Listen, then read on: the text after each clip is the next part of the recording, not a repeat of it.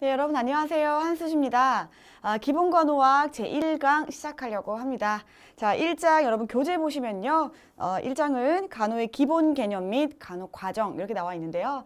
사실은 1장이 시험에 막 많이 나오는 부분은 아니에요. 내용을 보시다 보면 알다시피 발달의 원리 있고요. 인간 발달 이론 있고요. 그 다음에 끝에 보시면 간호 과정 이런 것들을 설명하면서요. 조금 간호란 무엇인지 앞서서 들어가는 내용이 되겠고 여기 있는 내용은 사실은 지역사회 간호학이나 정신간호학에서 중첩되는 내용이기도 합니다. 그래서 여러분이 여기서 알아두시면 꼭 기본간호학 시험에서는 안 나오더라도 그쪽 가서 조금 더 수월하게 하실 수가 있으니까요. 확인하는 셈 치고 한번 들어가서 보도록 하겠습니다. 자, 그러면 PPT로 준비했으니까 같이 한번 보시죠. 자, 성장 발달의 원리 보시면 이거 교재로 좀 볼게요. 여러분 교재 보시면 1번 각 발달 단계는 순서가 설정되어 있다. 영아기, 태어나서 1세까지 영아죠. 유아기, 학령정기, 학령기, 청소년기 가면서 순서가 쭉 정해져 있어요. 두 번째, 계속적, 순차적, 점진적으로 발전하기 때문에 예측이 가능해요. 자, 세 번째 볼게요. 머리에서 다리로, 중심에서 말초 방향으로 양측성이고요. 대칭적으로 발달한다. 그래서 머리에서 다리, 중심에서 말초, 큰 근육에서 작은 근육, 일반 운동에서 특수 운동, 이 방향으로 발전이 되어가고 있죠. 자, 그 다음에 네 번째 볼게요. 순서는 미리 정해져 있으나 같은 속도나 비율로 진행되지는 않다. 자, 다섯 번째, 성장 발달의 정도는 각 개인의 유전인자에 따라 다르다. 어떤 아이는 키가 크고 어떤 애는 몸무게 많이 나가고 키가 작고 다 다르죠. 결국엔 DNA가 이 한계는 결정하는 것이다. 자, 여섯 번째죠. 각 개인은 최대의 잠재력을 추구하는 경향이 있다라고 해서 이 정도는 기본 개념으로 이해하고 넘어가시면 되겠습니다. 자, 그 다음은 이제 두 번째, 우리 발달 이론을 볼 건데요.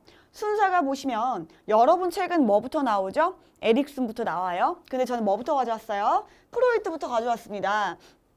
그러니까 여러분 책을 프로이트부터 봐주셔야 돼요. 프로이트부터. 자, 프로이트부터 보는 이유는 이 이론들이 프로이트부터 시작했기 때문에 그래요. 무슨 말이냐. 에릭슨의 이론을 보시면 결국 에릭슨은요. 프로이트 거를 가지고 옵니다. 프로이트 거를 가져와서 확장한 개념이기 때문에 결국 우리는 프로이트부터 보셔야 된다. 많이 보셨을 거예요. 그쵸? 자, 프로이트는 뭐라고 했냐. 모든 사람은 리비도를 가지고 있다. 리비도. 리비도가 뭐죠? 성적 에너지예요. 성에너지. 성에너지를 가지고 있고 그 성에너지가 응축되어 있는 곳이 다르다. 출생부터 1세까지는 그 성에너지가 어디 있어요? 입에 있어요. 1에서 3세까지는 리비도가 어디에 있어요? 항문에 이게 응축되어 있어요. 3세, 6세까지는 남근에 응축되어 있고 그 다음에 6에서 12세는 학교 다니는 나이죠? 숨어 있어요. 그러다가 사춘기가 되면 본인의 생식기로 나타나는 이 리비도가 응축된 시기에 따라서 5단계로 나눴습니다. 자, 내용을 좀 보도록 할게요.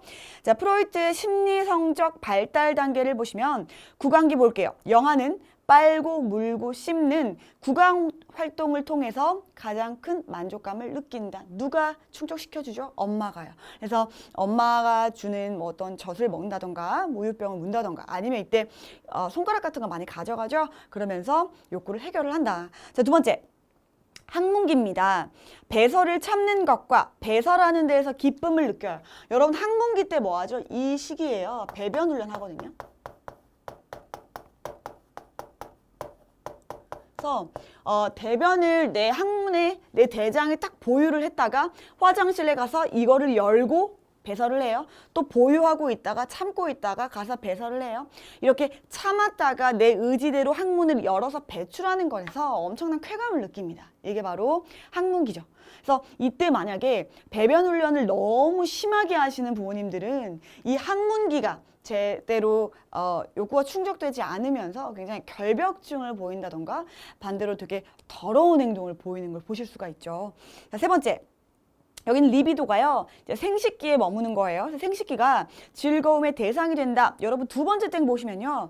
오이디푸스 컴플렉스라고 하고 있고 일렉트라 컴플렉스가 나오게 되죠. 자, 남근기 조금 빼서 볼게요. 오이디푸스. 우선은요. 이렇게 보지 말고 남자아이와 여자아이로 나뉘게 되겠습니다. 자, 남자아이는 무슨 컴플렉스가 오냐? 오이디푸스 컴플렉스가 온다. 오이디푸스 컴플렉스는 뭐냐? 엄마를 사랑하게 된다. 엄마를 사랑해요. 그럼 누가 경쟁자예요? 아빠가 경쟁자다. 아빠를 약간 적대적으로 인식합니다. 적대적으로 인식하면서 아빠도 나를 적대적으로 바라보겠지? 그럼 아빠가 내 남근을 잘라가면 어떻게 하지? 거세 공포를 느껴요. 이게 바로 오이디푸스 컴플렉스에 해당하는 내용들. 자, 여성은 오이디푸스가 아니라요. 엘렉트라 컴플렉스가 나오죠. 엘렉트라 컴플렉스. 여기는 일렉트라 컴플렉스로 나와요. 네, 똑같아요. 영어니까. 일렉으로 바꿀게요. 일렉트라 컴플렉스. 자, 일렉트라 컴플렉스는 여자아이는 누구를 사랑해요? 아빠를 사랑하게 된다. 그 다음에 그럼 누구를 적대적으로 느끼겠죠? 엄마를 상대적으로 적대적으로 느끼게 된다. 자, 그런데 남자아이 같은 경우에는 내 남근을 잘라가면 어떡하지? 거세공포를 느낀다고 했죠? 하지만 여자아이는 잘라갈 남근이 없잖아요. 그래서 나는 없는데 쟤는 있네? 좀 뭐야, 나 갖고 싶어. 거세가 아니라 남근 선망을 갖게 된다.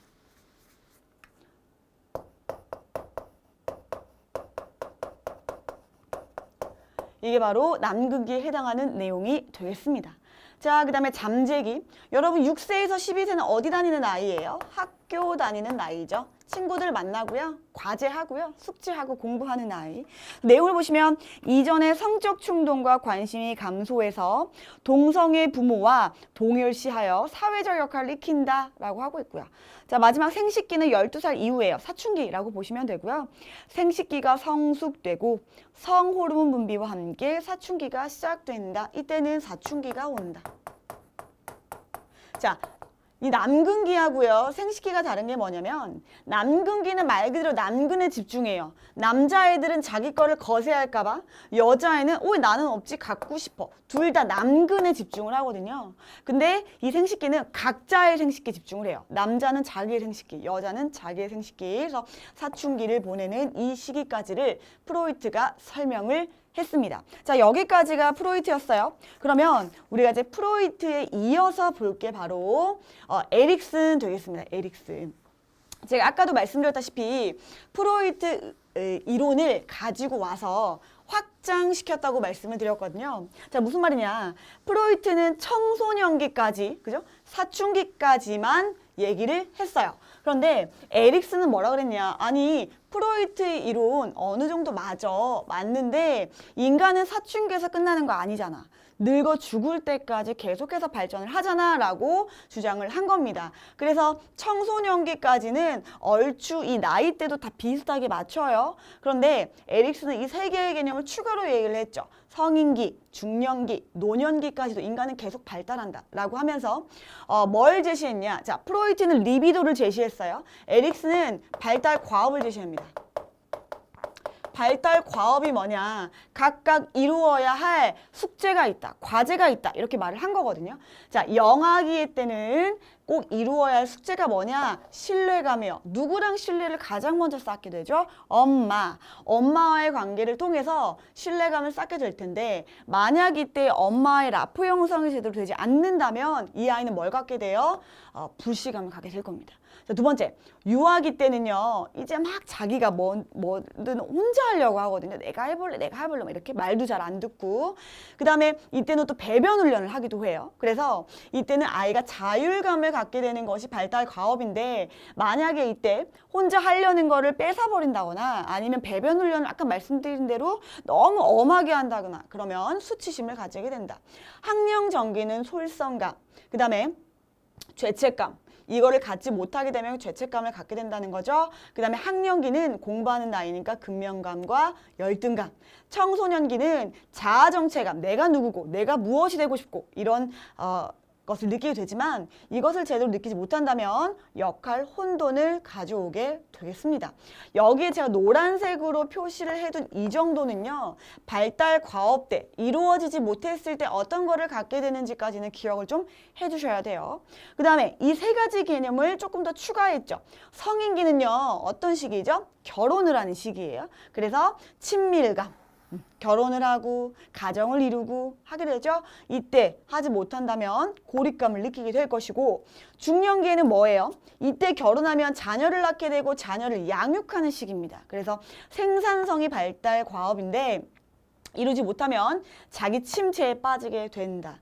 자, 그 다음에 이제 마지막으로 노인이 되면요. 통합감을 느낀다. 그건 뭐냐면 자기가 살아온 세상을 쭉 리마인드 해보는 거예요. 내가 잘 살았구나 라고 느끼게 된다면 나는 이 인생 전체를 통합하는 통합감을 느끼게 될 것이고 내가 인생을 잘못 살았구나. 이 통합감을 제대로 느끼지 못한다 라고 하시면 절망감을 느끼게 되겠죠. 그래서 노란 것 위주로 발달 과업과 그 반대되는 개념들을 꼭 기억해 주시길 바라겠습니다. 자, 에릭슨까지 우리가 정리를 했어요. 그러면 우리가 다음 볼 거는 피아제가 되겠습니다. 인지발달 이론이라고 하죠. 인지발달 이론. 자, 여러분의 책에서는 다음 페이지가 되겠고요. 인지발달 이론은 뭘 의미하냐? 지식을 얻는 방식이 다르다고 설명을 합니다. 보시면 나이에 따라 좀 나눴어요. 감각운동기, 전조작기, 구체적 조작기, 형식적 조작기 이렇게 나누고 있어요. 자, 이 부분은 좀 간단하게 보셔도 되거든요. 책으로 가겠습니다. 자, 감각운동기를 보시면 두 번째 땡을 보세요. 대상 영속성 개념이 발달한다. 대상 영속성. 뭐예요? 눈앞에서 보이지 않아도 계속되는구나라는 걸 안다는 거죠. 엄마가 당장 내 눈앞에 보이지 않는다고 해서 엄마가 사라져버리는 게 아니라 어딘가에 존재해 있고 다시 온다는 걸 안다는 거예요. 자, 두 번째, 전조작기 볼게요. 세 번째 땡으로 가시죠. 상상놀이, 자기중심적 사고, 물활론, 직관적 사고 등이 나타나며 상상놀이는 언어의 발달과 함께 다양해진다라고 해서 여기서 많이 언급되는 게 상상놀이. 상상놀이는 뭐예요? 막대기 가지고요. 총이다! 이렇게 막 노는 거 상상놀이. 그 다음에 물활론. 물활론은 뭐죠? 살아있다고 느끼는 거예요. 뭐가요? 물체가요. 돌멩이를 걷어찼더니 하지마 돌멩이 아야해 막 이렇게 말하는 것들. 돌멩이가 살아있다고 느끼는 것들이죠. 그거를 전조작기에서 이렇게 느낀다. 자, 구체적 조작기 볼게요. 논리적 조작과 함께 체계적 추론이 가능하고요. 이때 나오는 거 보존 개념이 발달한다. 보존 개념. 보존 개념이 뭐냐? 자, 물이 이렇게 있어요. 요만큼 물이 담겨 있다. 그런데 통을 바꿨어요. 이렇게 통을 바꿨어요. 물을 지금 바꾼 거죠. 이렇게 하더라도 물량은 동일하다는 걸 이해를 하기 시작해요. 언제요? 구체적 조작기 때. 그 전에는 이걸 이해를 못해요. 그런데 이제 구체적 조작기 때 이해를 하는 보존 개념을 배우게 된다는 거. 그 다음에 마지막으로 형식적 조작기 보시면요. 상징적인 추론을 할 수 있다. 상징적 추론. 그래서 눈에 보이지 않는 거에 대한 어떤 가설적 영역이라든지 어떤 철학적 개념이라든지 이런 것들을 이해할 수 있게 되는 것이 바로 형식적 조작기가 되겠습니다. 자, 여기를 보실 때는 키워드 중심으로 정리를 좀 해주시면 되겠고, 자, 그 다음에 4번 나오는 건 이제 매슬로우 욕구 단계설이에요. 여러분 책에서는 프로이트 바로 밑에 붙어 있죠. 자, 매슬로우를 보려면 그림을 그리셔야 됩니다. 무슨 그림을 그려야 되죠? 피라미드. 피라미드를 이렇게 그리시면 조금 삐뚤어졌죠? 조금. 자, 그러면 이걸 나눈다. 여기 보시면 5단계로 나눠져 있는 걸 보실 수가 있어요. 그러면 여기가 1단계, 여기가 2단계, 여기가 3단계 되겠고 4단계, 5단계 되겠습니다. 욕구는요. 하위 욕구에서 상위 욕구로 점차 올라가는 거예요. 그리고 올라갈 때는 1번 욕구가 반드시 충족이 되어야만 2번으로 올라갈 수 있고요. 2번이 반드시 충족되어야만 3번으로 단계적으로 올라갈 수가 있겠습니다. 당연히 1번 욕구는 가장 밑에, 가장 기본적인 욕구가 될 거고요. 5번 욕구는 가장 상위 개념의 욕구가 될 것입니다. 자, 그럼 보시면 칠판을 보시면 이 1번이 무슨 욕구예요? 생리적 욕구. 자, 생리적 욕구는 뭘까요? 호흡하고, 밥 먹고, 물 마시고, 수면, 잠자고, 의식주와 관련된 굉장히 기본적인 욕구다. 당연히 여러분 이게 가장 기본이죠. 살고 봐야 될 거 아니에요. 그렇죠? 자, 그 다음에 생리적 욕구가 충족이 됐어요. 그럼 올라갑니다. 이게 충족이 되면요. 사람들이 뭘 느끼냐면요. 안전의 욕구를 느껴요. 뭐냐. 어떤 불안이나 공포가 있다? 거기서부터 나 안전해지고 싶어 라는 욕구를 느낀다는 거죠. 자, 이거 충족돼서요. 이것까지 충족이 됐어요. 그럼 올라갑니다. 올라가요. 자, 세 번째 욕구는 뭔가요? 사랑의 욕구. 또 다른 말로 뭐라고 하냐면요.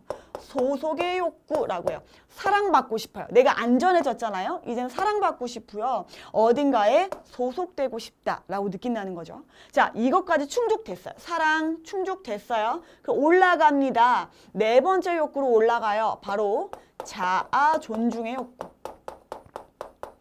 존중받고 싶어요. 누구로부터요? 타인이나 나 자신으로부터도 존중받고 싶어 한다. 자, 이렇게 올라왔어요. 그리고 내가 존중받게 되잖아요. 그럼 마지막으로요. 어떤 욕구로 올라가요? 자아 실현의 욕구로 올라갑니다. 자아 실현의 욕구는 정말 내가 이루고 싶었던 직업. 내가 원하는 선망하는 어떤 사람으로 되고 싶다. 내가 선망하는 어떤 성격이 되고 싶다. 나 어떻게 살고 싶다. 라고 이루는 마지막 자아 실현의 욕구까지 점차 올라가게 되겠습니다. 이게 매슬로우의 욕구 단계 설이에요. 자, 지금까지 우리 뭐 정리하셨냐면요. 인간 발달 이론 정리하셨습니다. 어렵지 않으실 거예요. 그쵸? 자, 이렇게 정리를 해 주시면 되겠고. 자, 그 다음은 우리 이제 빠르게 건강의 정의로 넘어가서 보시도록 하겠습니다. 우리 간호학 처음 배울 때 기억나세요? 뭘 펴든지요. 딱 펴면 건강은 무엇인가? 간호란 무엇인가? 이런 내용부터 나오기 시작하거든요. 그래서 여러분이 아마 건강의 정의 같은 경우는 많이 보시지 않았을까라고 생각이 좀 드는데요. 건강의 정의는 WHO 세계보건기구의 건강의 정의가 가장 폭넓게 쓰이고 있습니다. 자, 기억 볼게요. 단순히 질병이 없는 상태뿐만 아니라 완전한 그 다음 뭐예요? 신체적, 또요, 정신적, 또요, 사회적 안녕을 의미하는 것이다. 안녕한 상태다. 이렇게 나와 있네요.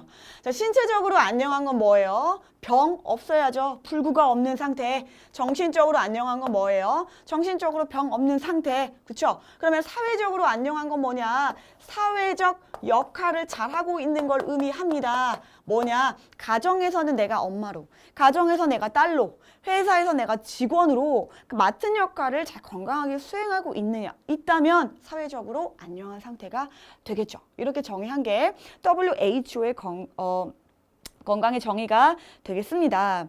자, 그러면 2번 건강 모델로 조금 들어가서 볼게요. 여러분 책을 보시면 4가지가 나와 있습니다. 임상 모델, 건강 질병 연속성 모델, 매개체 숙주 환경 모델, 건강 신념 모델 이렇게 나와 있고요. 어렵지 않아요. 여러분 벌써 이제 모델이라고 나오자마자 어머나 너무 짜증나. 언제 끝나지 하면서 강의가 몇 분 남았나를 확인하고 계시겠죠. 쉬워요, 여러분. 집중하고 오시면 돼요. 첫 번째, 임상 모델입니다. 임상 모델은 가장 초기의 모델이에요. 초기 뭐냐?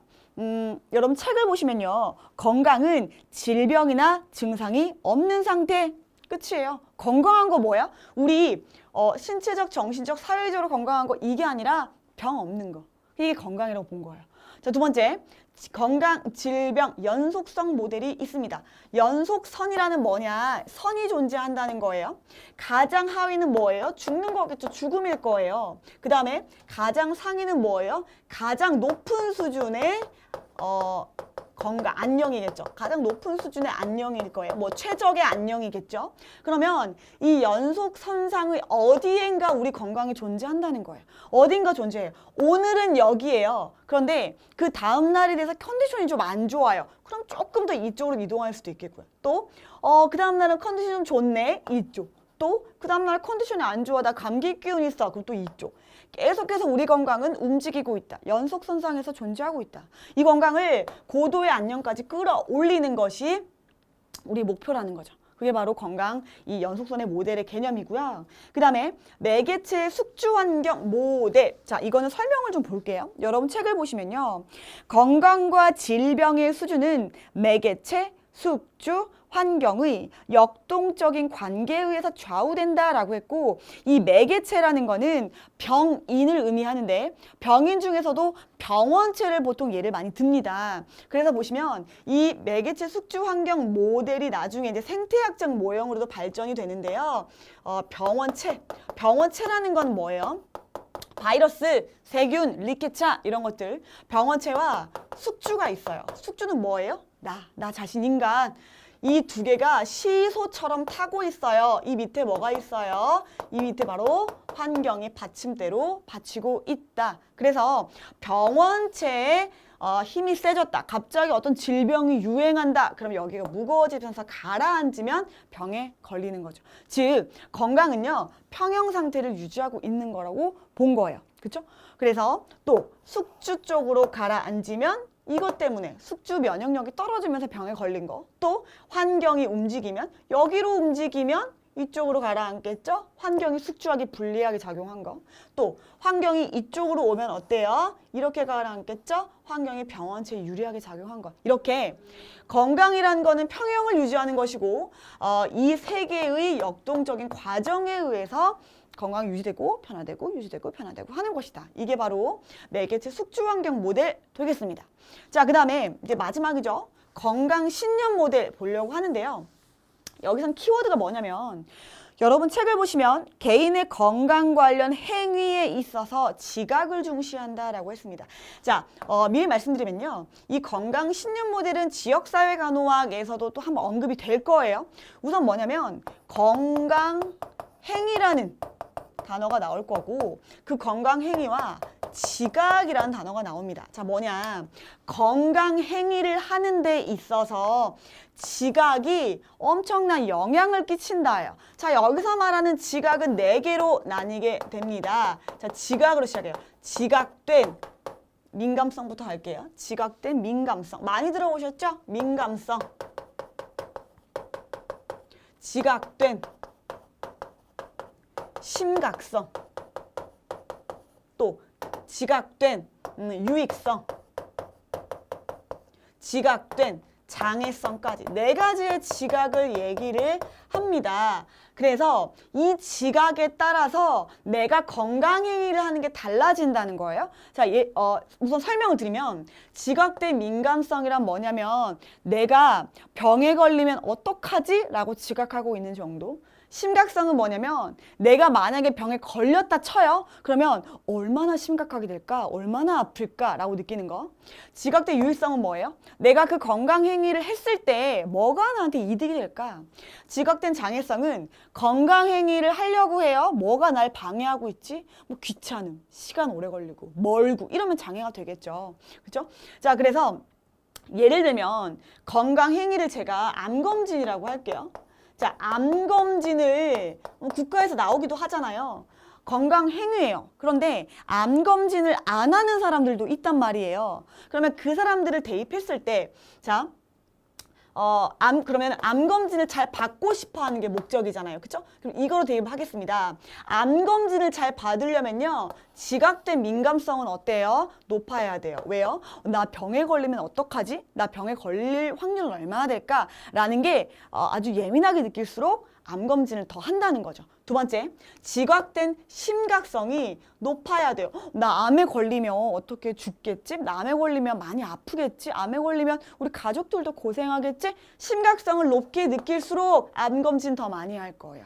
세 번째, 지각된 유의성. 내가 암검진을 하면 암도 빨리 발견될 거고 암검진을 하다가 다른 질병이 있으면 다른 질병도 같이 발견되겠지? 유익성이 높을수록 암검진을 할 확률은 높아요. 그 다음에 암검진을 하러 가는데 가깝네. 별로 안 귀찮아. 시간도 별로 안 드네. 장애성이 낮을수록 암 검진을 할 확률은 높아질 거예요. 이 개념을 설명한 게 바로 건강 신념 모델입니다. 지각된 민감성이 높을수록, 지각된 심각성이 높을수록, 지각된 유의성이 높을수록, 지각된 장애성이 낮을수록 건강 행위를 할 확률이 높아진다. 이 개념이 되겠습니다. 이해가시죠? 어렵지 않아요. 자, 그 다음에 여기까지 모델을 보셨고요. 그 마지막 보시면 이제 건강 증진의 개념이라고 나오네요. 여러분 책을 보시면요. 보다 높은 수준의 건강과 안녕 상태의 목표에 도달하도록 긍정적으로 행동하게 하는 활동이다라고 해서요. 이 긍정적으로 행동하게 하는 게 주로 이제는 질병 예방이라든지 생활 습관 교정하는 것 위주로 가고 있습니다. 이렇게 이해하고 넘어가시면 되겠습니다. 자, 이렇게 하고 넘어가면요. 이제 골치 아픈 것들이 나오기 시작합니다. 우리가 처음으로는 이제 간호의 정의를 보게 될 거고요. 그 밑에 이제 이론가들이 정의하는 간호를 쭉 보게 될 건데 이런 것들을 힘들어 하시죠. 사실은 여러분 책에 나온 건 훨씬 더 많아요. 학자가 많은데요. 제가 조금 더 추려왔죠. 여러분이 꼭 아셔야 될 것들만 추려왔고 그 중에서도 중요한 거는 노란색으로 표시를 했습니다. 그리고 이 노란색 같은 경우는요. 이해 안 간다고 걱정하시지 않아도 될 게 지역사회간호학에서 한 번 더 언급이 되게 됩니다. 그래서 그때 한 번 더 확인하시면 되겠고요. 그러면 우리 간호의 정의부터 좀 보고 올게요. 여러분 책으로 가시죠. 간호의 정의. 다 보기보다는요. 자, 우선 기억 볼게요. 모든 개인, 가족, 지역사회를 대상으로 대상 나왔네요. 그죠? 자, 건강의 회복, 질병의 예방, 건강의 유지와 함께 건강 증진에 필요한 지식, 기력, 의지, 자원을 갖추도록 직접적으로 도와주는 활동을 의미한다. 굉장히 포괄적인 개념을 설명하고 있어요. 두 번째, 대상자를 총체적 존재로 인식한다. 총체적 존재란 모든 살아있는 유기체는 상위 체계와 하위 체계로 나눠져 있어요. 이때 각 부분의 합은 전체 합보다 더 크다. 그래서 더 큰 통합된 전체로서 기능한다라고 설명했던 게 총체적 존재를 설명을 한 거였죠. 그 다음에 디귿 보시면 전인간호라는 개념이 나오네요. 신체적, 심리적, 사회적, 그 다음에 영적인 요구까지 고려해서 간호하는 것이다 라고 나와 있습니다. 자, 이렇게 하고 넘어갈 거고요. 이론가들이 정의하는 간호 보도록 할게요. 제가 여기서 이제 중요한 학자들만 빼왔다고 말씀을 드렸는데 이거를 공부를 하실 때는요. 우선 이 세 명은 제가 조금 설명을 드리도록 할 거고요. 나머지 학자들은 키워드를 가지고 조금 기억을 하시는 식으로 넘어가도록 하겠습니다. 자, 나이팅게일 여러분 책을 보세요. 첫 번째 땡을 보시면요. 최적의 환경을 보존함으로써 환경 동그라미요. 두 번째 땡의 아랫줄, 그러니까 세 번째 줄을 보시죠.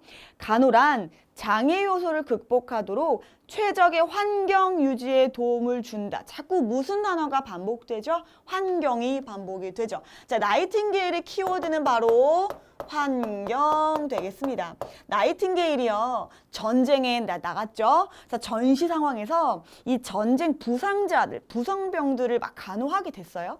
그때 당시에만 하더라도요. 부상병들을 입원시키는 입원실이 막 제대로 지어지지도 않고 동굴 같은데 이 사람들이 입원을 시켰거든요. 가봤더니 막 피 묻은 이런 꺼지 같은 것들 엄청 많죠. 쥐 나오죠. 더럽죠. 불도 제대로 안 들어오죠. 먼지 많죠. 너무 깜짝 놀란 거예요. 이 사람들이 나으려면 우리 어떻게 간호해줘야 돼? 환경을 깨끗하게 유지를 해줘야 돼. 최적의 환경을 유지해줘야 이 사람들이 빨리 회복할 수 있어 라고 주장한 게 나이팅게일이에요. 여당 말씀드리면 여러분 나이팅게일이라고 하면 되게 여리여리해가지고 아름다운 간호사의 모습 생각하실 텐데 실제로 나이팅게일은요 굉장히 귀족 집안의 딸이었고요. 우람했고 굉장히 이 남성적이고 사업가적인 나중에는 행정가로서 막 정책을 제안하고 했거든요. 그런 되게 주체적인 여성이었습니다. 자, 두 번째. 페플라우 보겠습니다. 여러분 책을 보시면 첫 번째 땡, 대인관계의 문제점을 원칙과 방법을 사용하여 돌본다. 두 번째 땡 보시면요. 치료적인 대인관계 과정이다 라고 했습니다. 자, 여기서의 키워드 치료적 대인관계.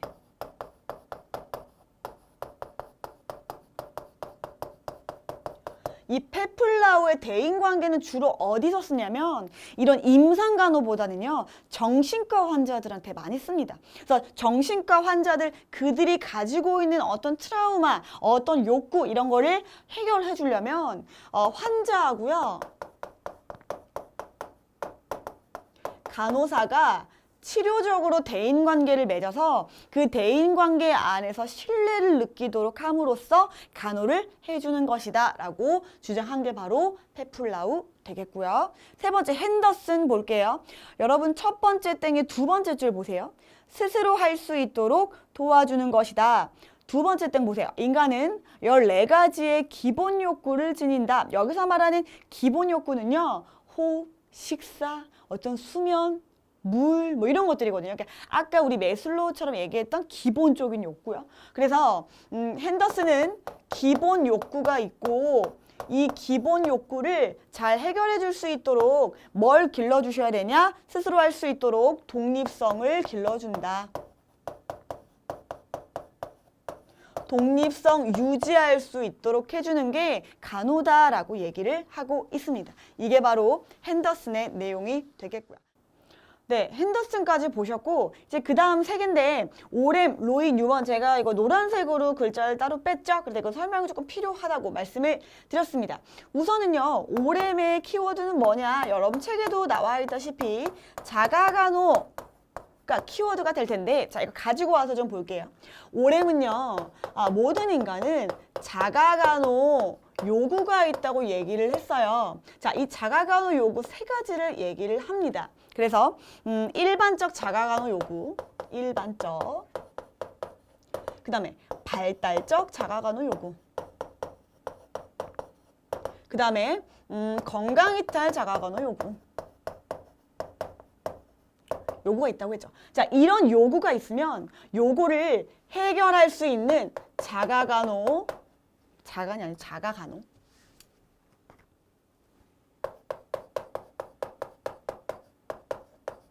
역량을 가지고 있다고 얘기해요. 내가 이 간호 요구를 해결할 수 있는 능력이에요. 그런데 나의 역량이 이 요구보다 작아버리면, 즉 요구가 너무 커요. 그럼 뭐가 발생해요? 자가간호. 결핍이 발생한다. 결핍 발생해요. 그럼 뭐 해주셔야 돼요? 간호 제공해 주셔야 돼요. 간호사의 간호 역량이 들어가게 되겠고, 그러면 간호 활동이 어떤 식으로 이루어지냐? 간호 체계라는 것으로 나타나게 되는데, 그래서 여기가 전체적 보상 체계냐?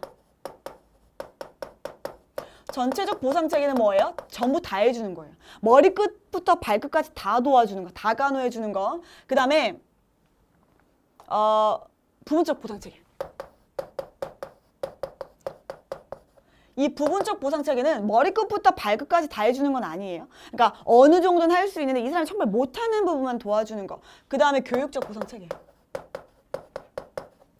그래서 도와주긴 도와주되 이렇게 뭔가 직접적으로 간호를 해준다기보다는 지도해주고 교육해주고 지지해주는 식으로 간호를 해주는 체계. 이거를 오렘이 얘기한 자가간호 이론이 되겠습니다. 어렵지 않아요. 자, 그 다음에 로이 볼까요? 자, 로이는 여러분 책부터 볼게요. 대상자로 하여금 적응 능력을 증진하도록 지지한다 라고 했습니다. 자, 여기서는요, 키워드가 적응이에요. 적응. 그리고 또 자극이란 단어가 나올 텐데 여기는 안 나왔네요. 우선 설명을 좀 드리도록 하겠습니다. 적응, 그 다음에 하나 더 써주세요. 자극. 이런 얘기가 나오게 될 텐데, 자, 로이는 뭐라고 했냐면 인간은 끊임없이 뭘 받고 있다? 인간은 끊임없이 자극을 받고 있어요. 자극. 자극을 받아요. 어떤 자극을 받아요? 초점 자극. 그 다음에 초점에서 파생된 연관 자극. 그 다음에 잔여 자극. 자극을 자꾸 받아요. 그러니까 예를 들면 여러분이 받는 지금의 초점 자극은 뭘까요? 그 이벤트 그 자체거든요. 여러분은 국시를 준비하고 계시니까 국시가 자극이에요. 초점 자극. 그러면 국시 때문에 연관 자극이 오죠. 어떻게 해요? 불안하고 짜증나고 초조하고 이런 것들이 오게 될 거예요. 그 다음에 자녀 자극은 뭐냐면 이것들과 관련된 과거의 경험들이거든요. 내가 국시라는 큰 시험을 앞두고 있는데 예전에 수능 볼 때도 엄청 떨어서 실수했는데 라는 기억이 있으면 더 떨릴 거 아니에요? 그것들이 자녀 자극이 될 겁니다. 자, 자극이 주어지면 우리 뭐 해야 돼요? 대처하셔야 되죠. 대처. 대처가 두 가지 기전으로 나뉩니다. 조절 기전. 전으로 대처할 수 있고요. 인지 기전으로 대처할 수 있어요. 조절 기전은 우리가 몸으로 대처하시는 거예요. 어떤 신경계적인 부분, 교감신경, 부교감신경 있죠? 그 다음에 호르몬적인 부분으로 신체적으로 이걸 막 대처하려고 노력하시는 거. 그 다음에 인지 기전이라고 하는 건 머리, 정서, 학습, 판단 이런 부분으로 이 자극을 대처하려고 하는 기전으로 나뉘게 됩니다. 자, 그러면 일종의 적응 반응이 나타나게 될 겁니다. 자, 조절 기전이 발동을 하면 생리적 적응 양상이 나타난다. 가슴이 좀 빨리 뛰고요. 침도 좀 마르고요. 혈압도 좀 오르고요. 하면서 막 적응하려고 노력하는 거예요. 그 다음에 인지기전으로 대처를 하게 노력하면요. 적응은 세 가지 형태로 돼요. 첫 번째, 자아 개념 적응 양상.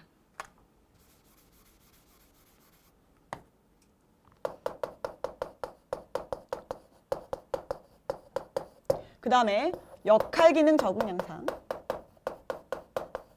그 다음에 상호 의존 적응 양상. 자, 자아 개념으로 적응하는 건 뭐냐? 나 잘할 수 있어. 나 잘할 수 있어. 나 원래 잘하는 사람이잖아. 이렇게 적응하시는 거. 역할 기능은 뭐냐? 나는 학생이라는 역할을 갖고 있으니까 그래, 내가 이렇게 불안해하지 말고 학생으로서 스터디를 좀 모집해볼까? 스터디 모집해가지고 막 공부하고 도서관에 가야겠다. 나 너무 떨리니까 이렇게 있으면 안 되겠어. 도서관에 가서 공부하고요. 이런 것들이 역할 기능 적응. 그 다음에 상호 의존은 뭐냐면 말 그대로 의존하는 거예요. 누구한테? 가까운 사람한테요. 부모님하고 나 불안해. 나 어떻게 하면 좋을까? 친구들하고 또 얘기하고 남자친구한테도 얘기하고 하면서 막 적응하려고 노력을 하죠. 자, 이렇게 해서 그래서 결론적으로 적응하면 땡큐요. 하지만 적응하지 못할 수도 있다. 비효율적인 반응을 나타낼 수도 있다. 이 두 가지로 결론이 귀결이 될 것입니다. 이게 바로 로이가 말한 이론이 되겠습니다. 자, 그 다음에 우리 하나 더 보셔야 되죠. 뉴만 보겠습니다. 여러분 그 책을 보시면요. 선 3개가 나오고요. 이게 바로 키워드가 되겠습니다. 바로 기본 구조부터 가까운 걸 쓰면 저항선, 그 다음에 정상방어선, 그 다음에 유연방어선. 세 가지의 선이 나오게 되겠죠. 자, 그래서 이거 간단하게 그림 그리면 안쪽에 기본 구조가 있다. 그쵸? 기본 구조가 있고 이 기본 구조를 보호하기 위한 저항선. 그쵸? 그 위에 정상방어선. 가장 바깥에 유연 방어선이 존재한다. 그리고 우리는 계속해서 바깥으로부터 스트레스원이 뚫고 들어오려고 해요. 그러면 이 스트레스원이 뚫고 들어오려고 할 때 이걸 강화해 주던가 이걸 강화해 주던가 이걸 강화해 주던가 아니면 이걸 다 강화해서 뚫고 들어올 수 있잖아요. 그럼 기본 구조가 무너질 거예요. 그럼 이걸 재건하는 것까지를 뭘로 보는 거예요? 간호로 보시는 거예요. 이게 바로 뉴만의 건강관리 체계 이론 되겠습니다. 자, 그 다음에 그 밑에 레빈 나와 있고요. 레빈은요, 우리가 아까 인간은 총체적 인간이다 라고 얘기했잖아요. 그 총체적 인간이라고 얘기를 한 사람이 바로 레빈 되겠습니다. 왜 인간 상위 체계, 하위 체계 있고 각 부분의 합은 그 합보다 더 큰 하나의 체계로서 기능하고 이런 내용이 있었죠. 이걸 주장한 게 레빈 되겠습니다. 자, 여기까지 이론 간단하게 보셨고요. 다시 한번 말씀드리지만 오렘 로이 뉴먼은 지역사회 간호 더 자세하게 가서 배우실 거예요. 여기서는 이러한 것들을 간호라고 얘기한다. 그러니까 이론을 정확하게 들어가서 뭐가 뭐고 뭐가 뭐 이렇게 보기보다는 이러한 개념이 있고 이러한 개념을 간호라고 했대라고 보신 거예요. 보시면 되겠습니다. 자, 그 다음 보시면 여러분 간호사의 역할이 나오거든요. 자, 여기는 여러분의 교재에는 쭉 한 줄로 그냥 나열만 됐어요. 그렇죠? 보기 좋게 제가 이렇게 가져왔고 읽어보시면 되는데 몇 가지만 저랑 좀 같이 볼게요. 첫 번째, 간호 제공자. 이거는 말 그대로 간호 제공해 주시는 거예요. 대상자 사정하고 그 다음에 진단 내리고 계획, 수행, 평가 통해서 간호 제공하시는 거. 자, 그 다음에 의사결정자. 자, 그 다음에 옹호자 볼게요. 옹호자는 같은 말이 뭐예요? 대변자. 그래서 이거는 의료 소비자의 권리를 대변해 주시는 거예요. 자, 예를 들면 제가 환자의 집에 방문을 갔습니다. 가정 방문을 갔다고 칠게요. 가정 방문 가가지고 혈압도 재드려야지, 혈당도 재드려야지 생각을 하고 있었어요. 그래서 가방을 룰루랄라 챙겨가지고 딱 갔는데 오마나 세상에. 이 집은 지금 간호가 문제가 아니라 먹을 쌀 없죠? 직업 없으시죠? 굉장히 환경도 좋지 않은 상태다. 그러면 당연히 기초생활수급으로 지정이 됐겠지? 물어보니까 기초생활로도 수급으로 지정이 안 됐다는 거예요. 그러면 저는 얼른 사회복지사한테 전화를 할 수가 있죠. 전화를 해서 이러이러한 상태인데 이분이 지금 직업도 없고 굉장히 열악한 환경에 있다. 수급자로 지정이 안 돼 있다고 하는데 확인해 줄 수 있냐라고 얘기를 해요. 그러면 사회복지사가 나올 것이고 이 사람들을 보고 해당이 되는데 왜 안 됐지? 이러면서 지정을 해줄 수가 있겠죠. 그럼 저 무슨 역할을 한 거예요? 그 사람들이 누려야 될 권리를 못 누리고 있었기 때문에 그 사람들을 대변한 것이다. 그럼 저는 대변자 또는 옹호자의 역할을 한 것이다. 이렇게 보시면 되겠고요. 자, 그 다음에 관리자, 또 조정자도 있어요. 조정자. 간호를 할 때는요, 여러분, 간호사만 있는 거 아니죠. 의사, 간호사, 물리치료사, 방사선사, 뭐 등등등 굉장히 많은 사람들과 커뮤니케이션 하셔야 되잖아요. 그럴 때 다른 요원들과 의사소통하는 역할을 조정자의 역할 이렇게 보통 얘기를 하고 있습니다. 자, 그 다음에 뭐 재활자, 안위자, 교육자, 연구자, 보호자 등등등 있으니까 읽어보시면 되겠고요. 자, 여기까지 해서 간호의 개념과 간호사의 역할 보셨고 마지막으로 이제 1장의 마지막 부분 보시면 여러분 간호 과정에 대해서 좀 나오고 있습니다. 간호 과정. 자, 5단계죠. 사정, 진단, 계획, 수행, 평가 5단계로 나뉘게 되고요. 책마다요. 이게 없는 경우가 있어요. 사정, 계획, 수행, 평가 이렇게 나와 있는 경우가 있거든요. 그러면 이건 이제 여기에 포함된 거죠. 사정, 계획, 수행, 평가. 진단이 생략된 게 아니라 사정에 포함된 것이다. 하지만 많은 책들에서는요. 나누고 있으니까 우리도 나눠서 좀 보도록 하겠습니다. 각각의 중요한 내용을 좀 들어가서 보도록 할게요. 자, 1번 사정 보겠습니다. 사정은요. 객관적 자료, 주관적 자료, 그 다음에 1차 출처, 2차 출처라고 되어 있죠. 사정은 뭐 하는 거다? 자료 수집하는 것이다. 수집.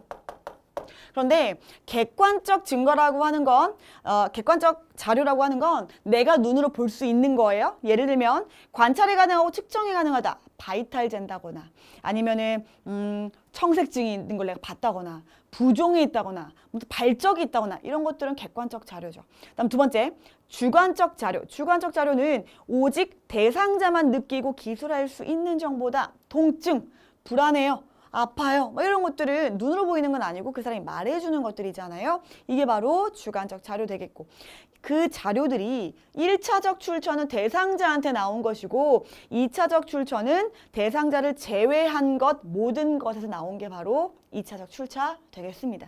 자, 사정으로 자료 수집하셨어요. 그럼 두 번째 간호 진단으로 넘어갑니다. 여기서 자료 수집하셨잖아요. 그러면 그 수집한 자료 가지고 문제를 도출하는 단계 되겠습니다. 자, 내용 보시면요.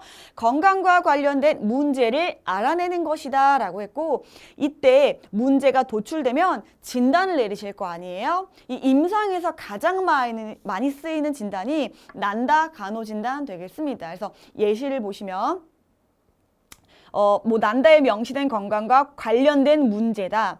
그 밑에 원인과 관련된 진단으로 기술한다. 그래서 중간에 관련된이라고 하잖아요. 실제로 난다 진단을 보시면 중간에 관련된이 들어가죠. 그래서 예를 들면 사지불능과 관련된 낙상 위험성, 폐기능 부전과 관련된 비효율적 호흡 양상. 그래서 앞에 원인이 오고 관련된 진단 이렇게 해서 보통 표현을 하고 있습니다. 자, 문제 도출했어요. 진단 내렸어요. 그래서 말하는 진단이 간호진단 의미해요.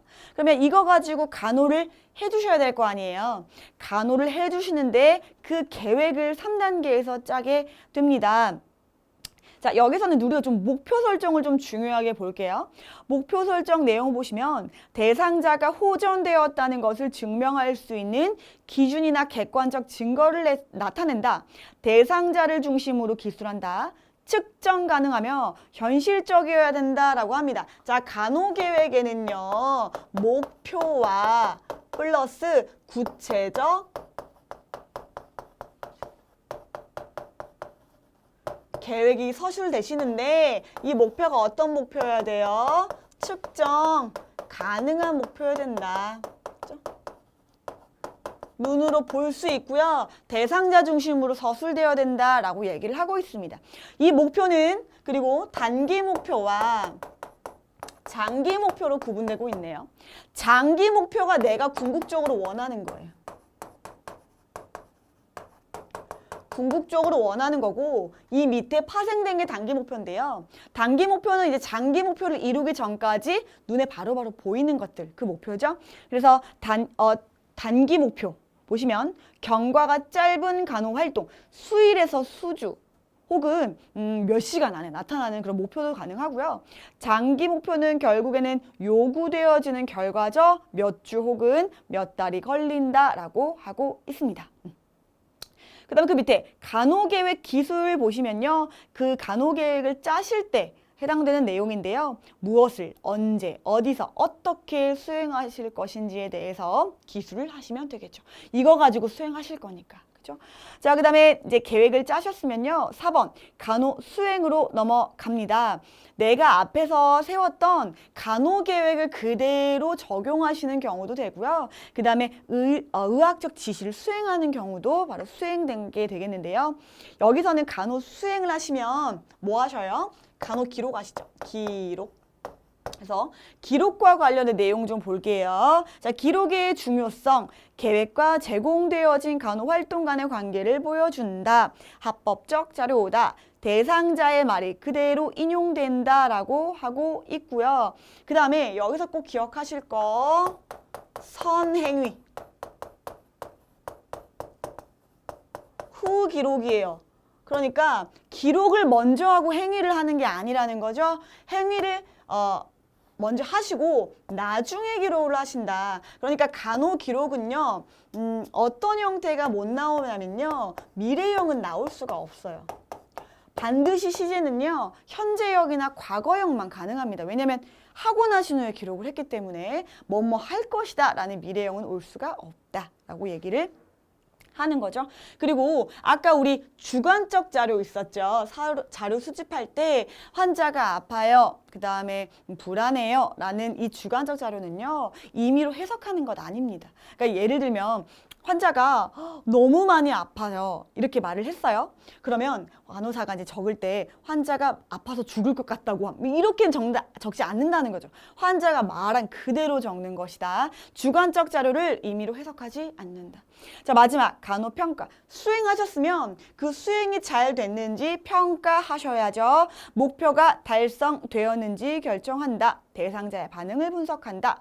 효율성을 결정하는 도움을 준다라고 해서요. 간호평가는 목표 달성 여부를 보는 거고요. 목표가 달성되었는지 또 평가해보면 내가 잘못했던 것들이 보일 거거든요. 그거에 대한 피드백. 피드백을 통해서 다른 단계에도 개선될 수 있도록 도와주는 게 바로 간호평가 시기가 되겠습니다. 자, 사실은 임상에서는 그리고 기본간호학에서는요, 이 간호 과정이 그다지 시험에 이렇게 막 언급되기는 힘들다고 보고요. 어디서 많이 언급됐냐? 지역사회 간호에서. 지역사회 간호 과정 역시 그대로 가거든요. 사정진단 계획 수행 평가요. 그래서 우리 지역사회 가시면요, 또 이 간호 과정이 또 그대로 나오게 되겠습니다. 그때 또 한번 확인해 보시면 될 것 같아요. 자, 1강 이렇게 해서 마치게 되겠습니다. 집중해 주셔서 감사하고요. 저는 2강에서 건강 사정 단원으로 다시 만나도록 하겠습니다. 수고 많으셨습니다.